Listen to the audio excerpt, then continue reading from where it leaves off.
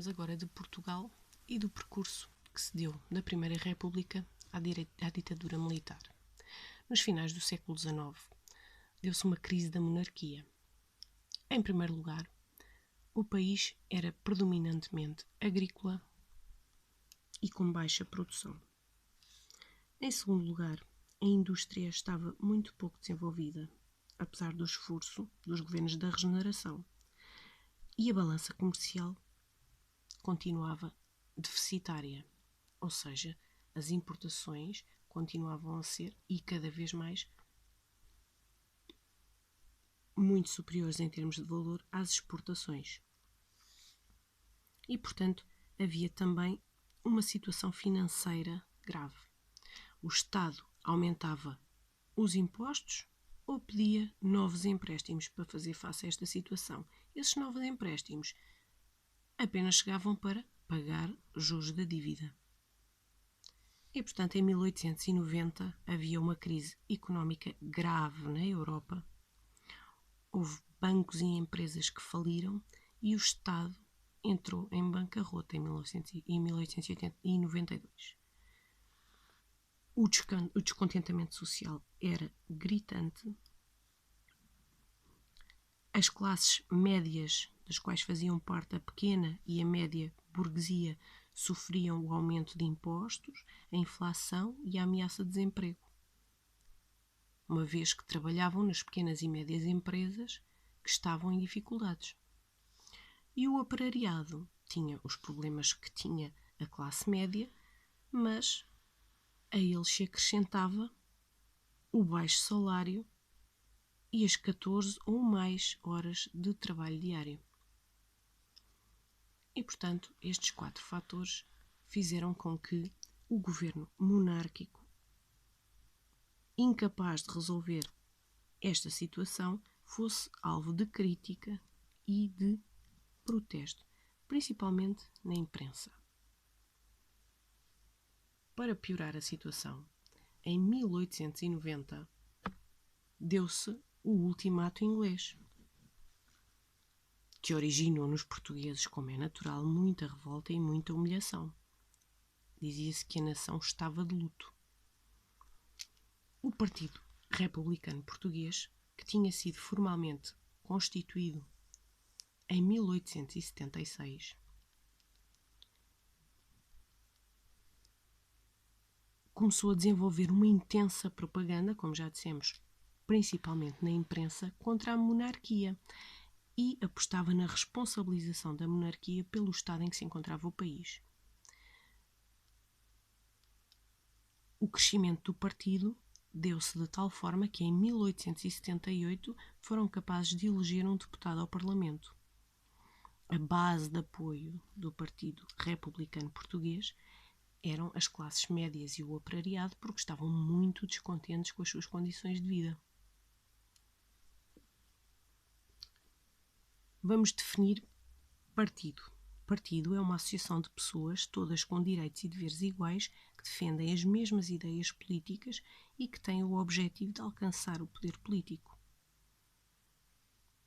E neste caso tratamos do Partido Republicano Português e vamos definir republicanismo, que é a ideologia defensora da democracia, ideias de liberdade, igualdade e fraternidade.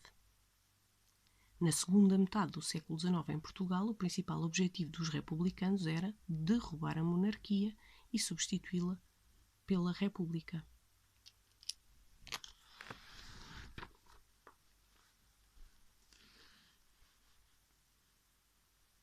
E foi nesta tentativa que, em 31 de janeiro de 1991, se deu a primeira tentativa de implantação da república, que foi no Porto.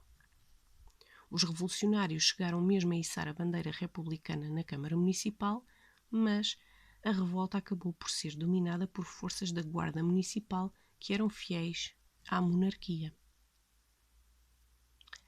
Em maio de 1906, como havia constantemente desentendimento entre os diversos partidos leais à monarquia, havia constante agitação no Parlamento, tal como no resto do país, o rei Dom Carlos entregou a chefia do ministério, o ministério era o governo, a João Franco, que era do Partido Regenerador Liberal.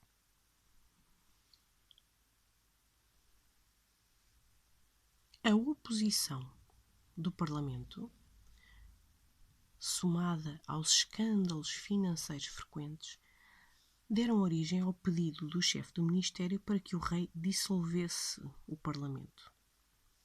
E, tendo o rei acedido, João Franco passa a governar em ditadura a partir de maio de 1907. Inclusivamente, houve perseguições de dirigentes republicanos com o apoio do rei nesta altura.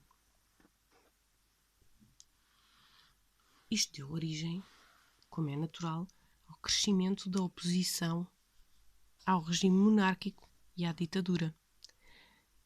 E a 1 de fevereiro de 1908 deu-se o regicídio, ou seja, o assassinato do rei Dom Carlos e do príncipe herdeiro Dom Luís Filipe, no Terreiro do Paço, por republicanos que atuaram individualmente. O trono, então, foi ocupado por Dom Manuel II, que era o segundo filho do rei e que tinha apenas 18 anos. Ele demitiu João Franco e formou um governo com os representantes dos partidos que apoiavam a monarquia. Mas, obviamente, surgiram logo desentendimentos que foram aproveitados pelo Partido Republicano.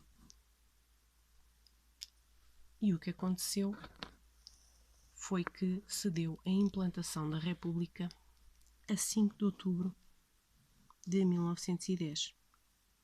A Revolução Republicana foi iniciada na noite de 4 de outubro. O plano desta revolução foi estabelecido por Machado Santos, entre outros, e o que aconteceu foi que elementos do exército se concentraram na rotunda do Marquês de Pombal, e com a ajuda dos populares, portanto os populares tinham aqui um papel muito importante, combateram as tropas fiéis ao rei. Os navios da Marinha, simultaneamente, bombardearam o Palácio das Necessidades, onde se encontrava o rei.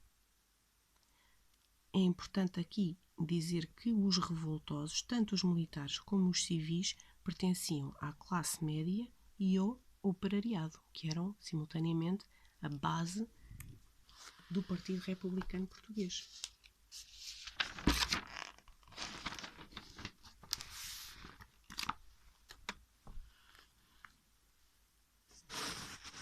A 5 de outubro, os revoltosos proclamaram a República da varanda da Câmara Municipal de Lisboa e Dom Manuel II e Dona Amélia foram para o exílio em Inglaterra. Iniciou-se a Primeira República. Constituiu-se então um governo provisório que foi liderado por Teófilo Braga.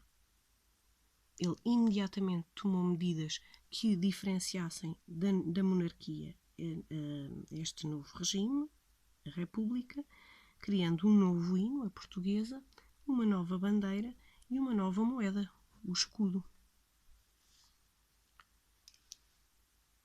Vamos diferenciar